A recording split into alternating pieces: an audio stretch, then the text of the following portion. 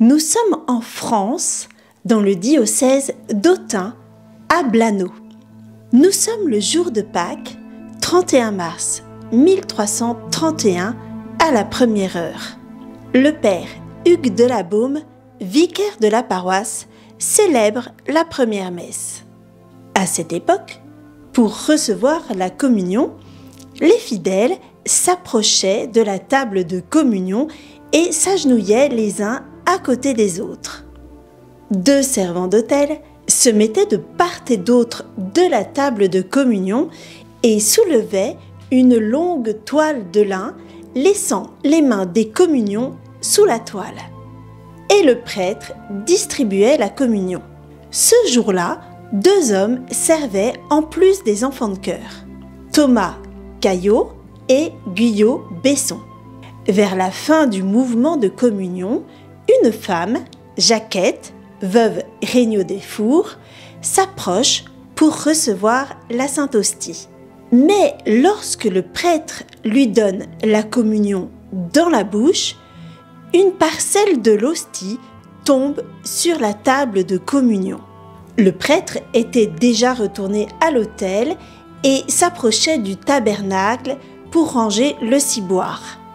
Thomas Caillot s'approche de l'autel et dit tout bas au prêtre : « Révérend Père, veuillez vous tourner vers nous, car le corps de notre Seigneur est tombé sur la nappe de communion de la bouche d'une dame. » Le prêtre vient donc récupérer l'hostie qui est tombée.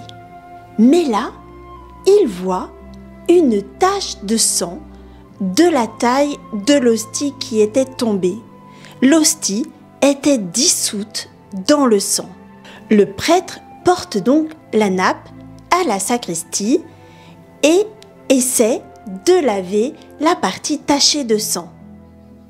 Mais plus il frotte, plus il lave, au lieu de s'éclaircir et de devenir plus petite, la tache de sang devient plus rouge et plus large. Finalement, le prêtre demande à Thomas un couteau pour découper la partie de la nappe qui est tachée de sang. Puis il la montre aux fidèles et dit : « Bonnes gens, ici, il y a le très précieux sang de notre Seigneur Jésus-Christ. J'ai cherché par tous les moyens à laver le linge et à l'essorer, mais je n'ai pas réussi à le séparer de cette nappe. » Informé, l'évêque d'Autun, Pierre Bertrand, décide une enquête canonique. Après l'audition des témoins, l'évêque et la commission d'enquête décident que le miracle est d'origine surnaturelle. Les conclusions sont donc envoyées au pape Jean XXII qui prononce un verdict favorable et accorde des indulgences à ceux qui célébraient la messe dans l'église paroissiale de Blanneau. En 1793, un groupe révolutionnaire entre dans l'église pour la profaner.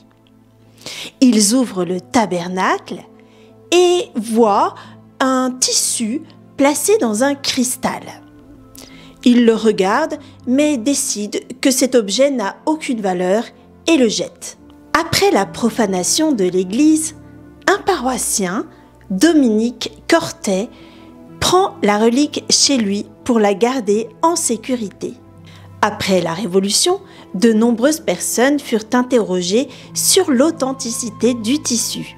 Tous ont affirmé que c'était le même que celui de l'église. Il est donc porté solennellement dans le tabernacle.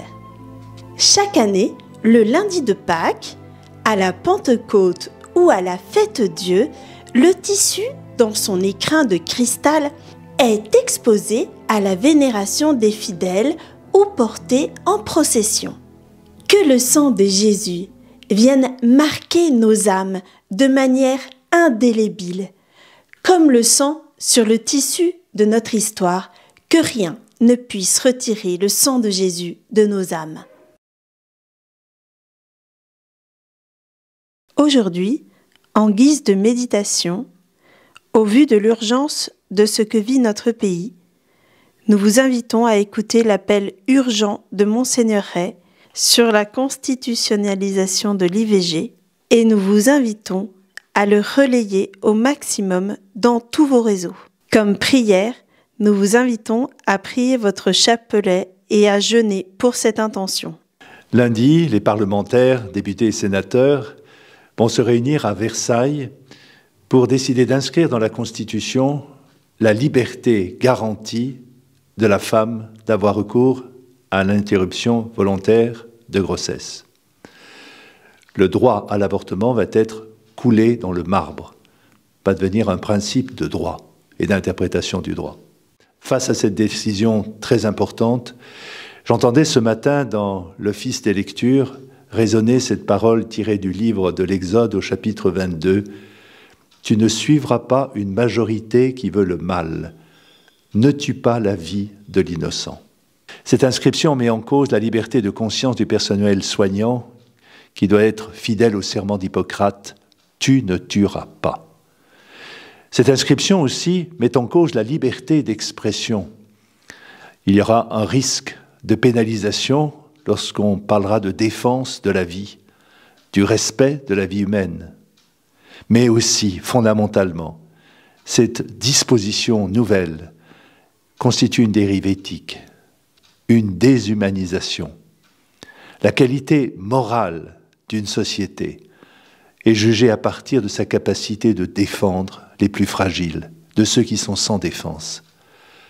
En acceptant le principe de droit de porter atteinte à l'enfant à naître et à la femme en détresse, on promeut une culture de mort.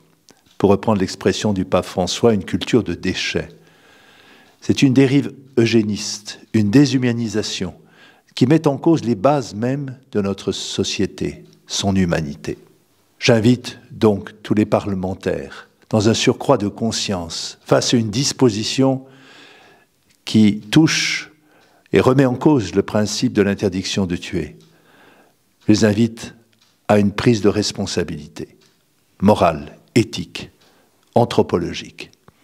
J'invite aussi les chrétiens à une prière fervente en ce temps de carême, en particulier du chapelet, en demandant à la Sainte Famille de Nazareth, et je pense particulièrement à Cotignac, où elle est, cette Sainte Famille de Nazareth, particulièrement vénérée, de se donner le temps de la prière, de la récitation du chapelet, de prendre un temps de jeûne pour pouvoir vraiment demander au Seigneur d'éclairer les consciences pour que nous soyons dans le respect du principe de la vie, depuis le commencement jusqu'à sa fin naturelle.